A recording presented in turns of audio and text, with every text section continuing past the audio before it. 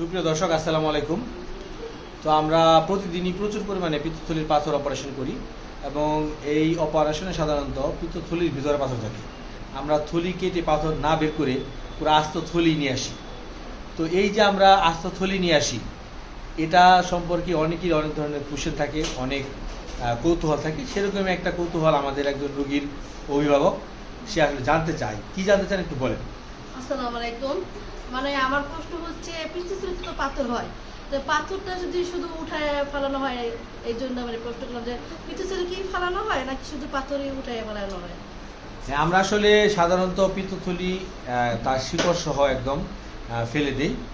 তো তাহলে ওনার কোশ্চেন হলো যে তাহলে মানুষের কাজ চলে কিভাবে, যে কাজটা পিত্তথলি করতো সেই কাজটা কিভাবে চলবে।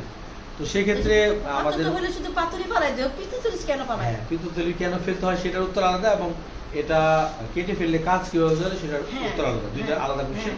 প্রথমে এটা কেটে ফেললে কিভাবে কাজ চলে সেটা বলি।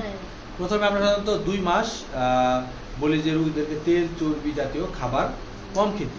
তো এই সময় আসলে কি হয়, এই সময় আমাদের যে পিত্তনালী আছে, পিত্তনালীটা বডির খাবার হজম হওয়ার জন্য সে নিজে অ্যাডাপ্টেড হয় এবং আস্তে আস্তে সেই একটু মোটা হয়ে যায় অথবা প্রশস্ত হয়, এবং সে ওই পিত্তথলির যে কাজটা ওইটা কিছু অংশ সে করে দেয় এবং 2 মাসের মধ্যে সে পুরোপুরি অ্যাডাপ্টেড হয়ে যায় এবং পুরো কাজটাই সে করে। এটা হলো আপনার 1 নম্বর কোশ্চেনের উত্তর।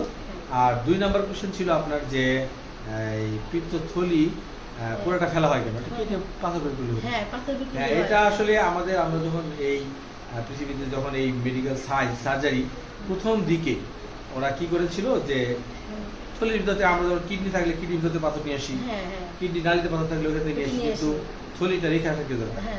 তো আমরা থলিটা যদি আমরা রেখে আসি তাহলে ওইখানে আরো দ্বিগুণ গতিতে পাথর জন্মায়, আরো দ্রুত পাথর তৈরি হয়। এই জন্য আমরা আগে অনেকবার করে দেখা হয়েছে যে এভাবে বের করে নিয়ে আসলে কি হয়, বের করে নিয়ে আসলে আরো সেকেন্ড আরো অনেক পাথর হয়, এবং যে জন্য আমরা ওটা পুরোটা নিয়ে আসি। আর যেহেতু এটা নিয়ে আসলে ওটার কাজ আর চালাইতে পারে, সেই জন্য নিয়ে আসি। যদি এটা এরকম থাকতো যে এটার কাজ আর করার কোনো লোক নাই অথবা কোনো অন্য কোনো অর্গান নাই, সেক্ষেত্রে আমরা তখন এটা রিমুভ করতাম না।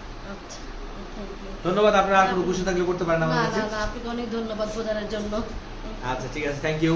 সুস্থ থাকবেন, ধন্যবাদ।